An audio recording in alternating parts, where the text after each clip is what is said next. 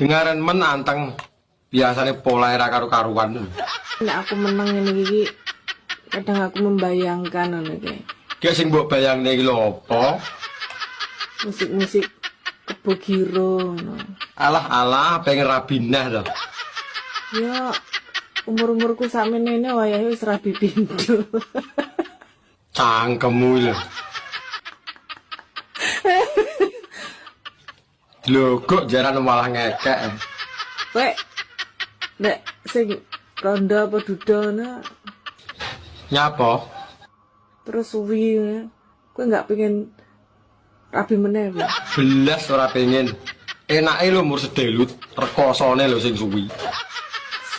Kesel capek. Capek aku capek. Lah nek ngerti kesel nyapa dadak mbok bayangne barang. Iki wis wayahe.